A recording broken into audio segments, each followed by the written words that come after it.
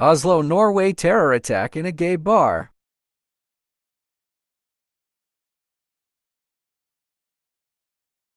On Oslo, Norway, a gunman opened fire in nightlife district early Saturday, killing 2 people and leaving more than 20 wounded, in what the Norwegian Security Service called an Islamist terror act during the capital's annual LGBTQ Pride Festival. Investigators said the suspect, identified as a 42-year-old Norwegian citizen originally from Iran, was arrested after the open shooting in 3 different locations in downtown Oslo. Police said that 2 men were confirmed dead from the shooting. 14 people were treated for serious injuries, but none of them was believed to be in life-threatening condition.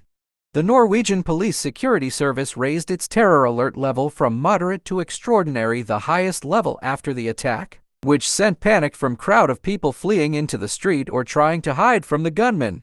The service acting chief, Roger Berg, called an extreme terror act and said the suspect had a long history of violence and threat as well as mental health issues. They said in the agency, the suspect name is Zaniar Matapur, an Oslo resident who arrived in Norway with his family from a Kurdish part of Iran in the 1990s. The suspect defense lawyer, John Christian Eldon, said his client hasn't denied carrying out the attack, but he cautioned against speculation on the motive. He has not given any reason. It is too early to conclude whether this is a hate crime or terrorism, Eldon said in an email to Associated Press. Upon the advice of police, organizers canceled the Pride Parade that was set for Saturday as the highlight of the week-long festival.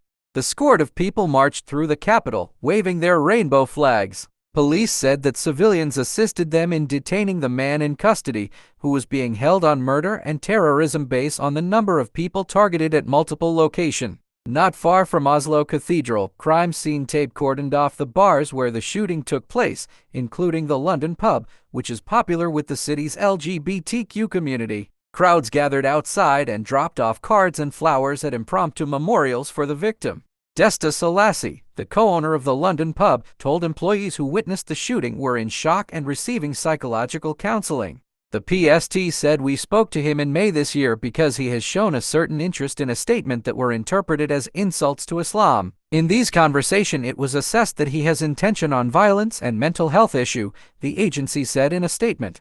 In Scandinavia, neighbors country of Norway is considered progressive on LGBTQ rights. There is widespread support for same-sex marriage, which was legalized in 2009.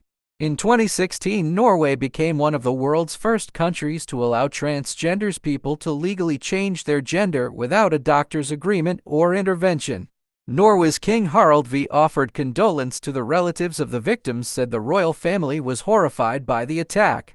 "We must stand together to defend our values, freedom, diversity, respect for each other. We must continue to stand up for all people to feel safe," the monarch said. World leaders condemned the attack and give their deepest sympathy to Norway.